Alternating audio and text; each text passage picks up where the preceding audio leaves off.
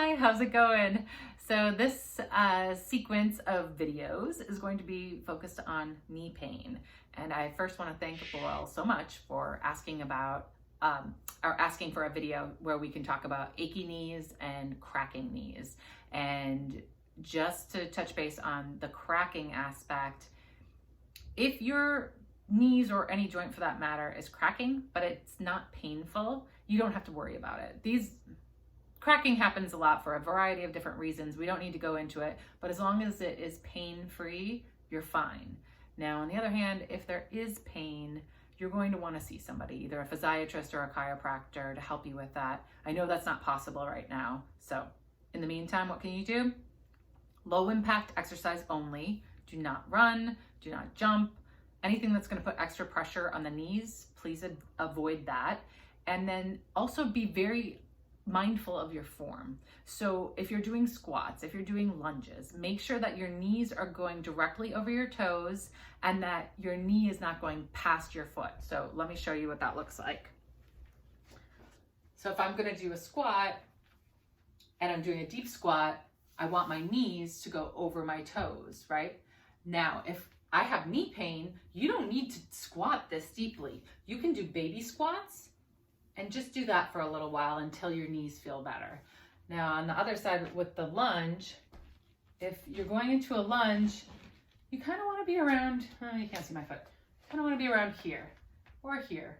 Once you start getting past, the knee starts getting past the toes, that's putting all kinds of pressure on the knee here, and that's not good for it. So please be mindful of that. Also, when you're squatting or doing anything where you're bending your knees, make sure they're going over the toes. Sometimes we see people where their knees start to fall in like this. That's also not good for the knees. So form is important. If you're doing any of those things and you haven't addressed that, that's the first place to start. After that, then we start talking about rolling, stretching, massage. And today we're going to focus on rolling. The next video will be stretching. And then the one after that will be deeper techniques with massage, including cup dragging. Very exciting. So grab your roller. I like to use a melt roller. I don't like the firmer rollers, honestly. I feel like I want to be able to relax into it. The other ones are so hard that I feel like I'm kind of gripping the whole time. Maybe I'm just a baby, but it's okay. You can still be a baby and be effective. Now, if you like the other one, knock yourself out. Go ahead and put the leg on the roller that we're treating. So if you have left knee pain, we're going to treat the left leg. So we're going to start up at the hip. And with rolling, Kate mentioned this, but we're not trying to go crazy. We're not trying to go fast. We're not trying to do the full length of a muscle in one swift move. We are just taking 4 to 5 inches and going back and forth.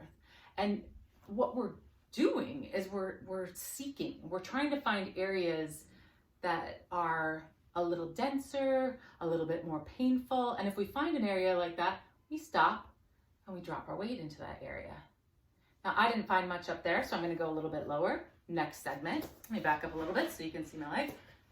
And here, as we start getting closer to the knee, most people will start finding that it gets a little bit more intense. So if you have knee pain, usually there's so many muscles that are crossing the knee that it's usually from tightness in one of those muscles. So as we get closer to the knee, sometimes it's like, yeah, that's it. So I just found a spot. And you do this at your own pace. If you're finding spots that I'm not finding, hang out, breathe. The other thing is, if you find a spot that's pretty tender and you can take it, you can also rock your hips side to side. This will allow you to work across the fibers of the muscle. So when we're going this way, we're going along with the fibers of the muscle. And when we go this back and forth way, we're working across those fibers, kind of working into them, getting them to separate a little bit. Okay, and you never want to put pressure directly on your knee, all right? When we get into the third video, we'll address the trigger points that are often present here. So that's that. Now we're going to do the quad. Fun fact about the quad is if you have knee pain, odds are good your quads are tight. And this is because your knee, the patella, is actually suspended within a tendon that comes off of this quad, and then your bone is suspended there, and then it attaches just below your knee. So the little bony protuberance here that we think of as our kneecap, actually on the bottom is shaped like a little boat. So it's gliding in between two bones.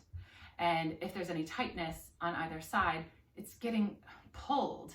And then that's not going to be comfortable. So if we can get all of that musculature and that fascia to soften and release, odds are good we can take some pressure off of the knee itself. Okay, so that's good. And we're going to do our quad. I went over this a little bit when I did the lower back at the top of the hip, but you just want to have one leg if you can. If you have a harder roller, you might go ahead and just do both legs at the same time. And I have my other leg as a little kickstand over here. And really, it's the same thing. So I'm just showing you the different areas, but it's the exact same thing. We're just doing 4 or 5 inches. When we find a spot that's maybe a little bit more intense, we exhale, let all of our weight drop onto that roller. And then if you want to do more cross fiber, again, keeping the weight in the leg that's on the roller, I'm just using my other leg and my arm to rock back and forth a little bit, okay? And then with this, you don't want to put any pressure on the knee itself. So all of this rolling is done above the line of the knee, all right? And one of the favorite rolling positions that I think is super, super helpful is if we already did the side, we already did the front. Now there's this diagonal spot right here. That sometimes has some gems, let me tell you. So if you can get into that position that we just had for the quad, but now slightly angle. So this hip is going to come up a little bit, and then you might feel how this is a little different. You're going to hit, even if the top of your quad wasn't that sore, directly on it. At this angle, you might be surprised at how many little gems you're finding. And again, closer to the knee, it might be a little bit more intense, right? I feel like I'm too close. Let's see here. Can you see better? And you can take longer with that. I'm just trying to walk you through everything so that you have the tools. The hamstring, I don't feel like the hamstring is typically all that involved. If you wanna roll the hamstring just for good measure, it can't hurt. And then I think Kate also demoed this one, but you're basically just putting the weight into your hands, and you can't see, and I can't see because I don't have my glasses on. So we're just doing our best here. But I don't find a lot of success myself with this roller and hamstrings, because I think that my hamstrings are so adhered that I actually need to just sit on a ball. But you can do that same thing that we just did with the quad. You can tilt your hips slightly so that you can get into more of a diagonal in between the hamstring and the IT band. That's pretty good. And then again, finding those spots and settling in, letting your weight just hang out on the roller. And the one that I wanted to make sure that I showed you, because it's a little bit trickier, a little different, is the adductor. So all of the inner leg muscles. So you want your roller to be the length of your body, basically. And then you're gonna put your leg across it, okay? So then we're rocking our hips back and forth, and this can be pretty tender. If you're using a harder roller, this is probably plenty. If you have a softer roller like me and you're not feeling it so much, you can lift your hip up to put a little bit more weight into it. Okay, that said, protect your knees, so drop the back knee to help yourself out. I also have my foot up on the roller. You can bring your foot down if you want. That's just another option. You're gonna hit the muscles a little bit differently. And same thing, you wanna roll up into the point of the knee, but you don't wanna roll on the knee itself. You wanna keep those knees happy. We don't wanna hurt them. They're already in pain, so we have to be nice to them. And then for the adductor to get cross fiber rolling in, you're just gonna take that leg down, back a little bit, and then you're going to lift and lower that foot. And even though what it looks like is that I'm lifting and lowering the foot, I'm really thinking of this leg bone coming in and out of the socket. So what that is doing is allowing, since I'm moving my leg and I'm keeping the weight on the roller, it's allowing me to work cross fiber on those tissues. And I can move the roller up and down and do different segments of the adductor. And I think this one's pretty good. I mean, I think a lot of people use their adductors in ways that we're not even aware of. I mean, just sitting, I was gonna say sitting in a theater. Well, we haven't done that for a while, have we? But remember back when we sat in theaters? Yeah, it's rusty, but you know, they're smaller chairs. You have to sit with your knees together, and anytime you sit with your knees together, you're using your adductors. So they get used a lot. It's not just from the gym machine where you're squeezing your knees together.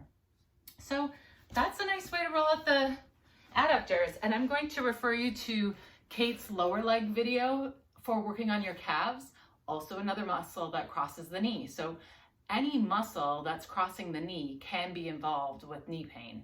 So please try that. See what you think. If you like this, please give me a thumbs up.